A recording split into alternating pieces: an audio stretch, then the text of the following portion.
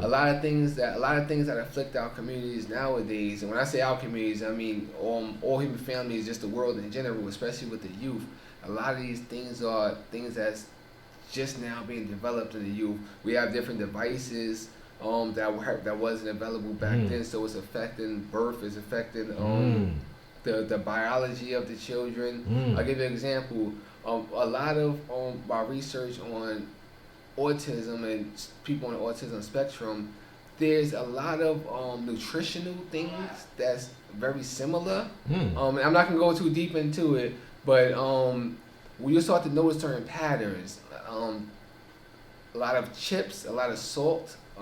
There's a lot of things that if you start to notice, there's a lot of patterns in nutritional things as well, and different behaviors.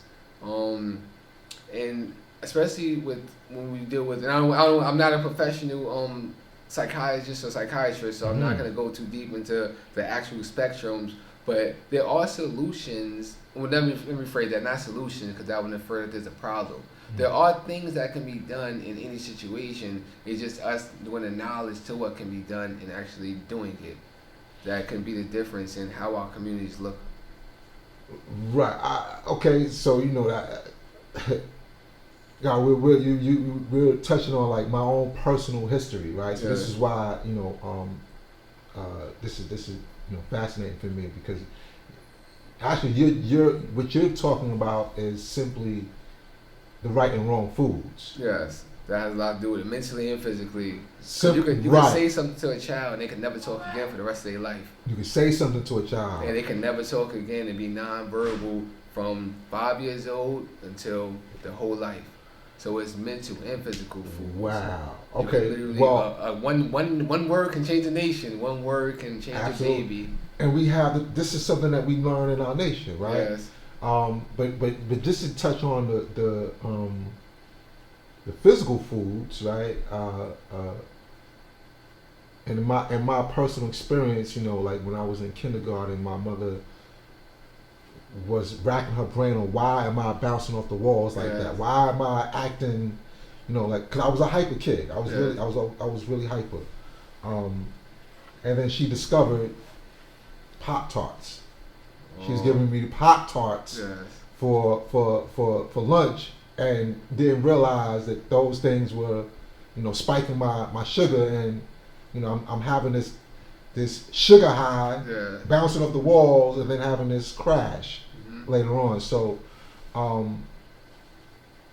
the right and wrong foods are important to pay attention to. Yes. You know what I'm saying? In terms of the development of our youth, and a lot of times, our parents, I see parents giving their children these hot chips. Yeah. You know what I'm saying? Or these certain kinds of Doritos. Right, Takis, all those. Right, and all of this is like, wow. Do you know what you're doing to the children? So it's just like this is a study that I'm actually interested in. As you build it, I'm like, then we gotta build more often because you're in that field. I'm actually trying to get into that field in terms of education and bringing some of my skill sets into the DOE. But also like the studies, independent study. I've been studying this really my whole life. On my own, just watching children around me. A child being on Ritalin and being slowed down, the growth and development being impeded because of this medication that has been prescribed to them, as well as these the different foods. And this is part of the reason why I've actually become a part of the nation. Because I started saying, this. Y'all have some solutions here that I can implement, right? And a lot of times it's so easy to overlook these solutions, but if you just pay attention to them, these are profound solutions. Yep. So which brings it into the realm of politics of how do you actually implement those into the school system as a whole, right? Yes. You must do your own research, as I did. INFMEGA did this.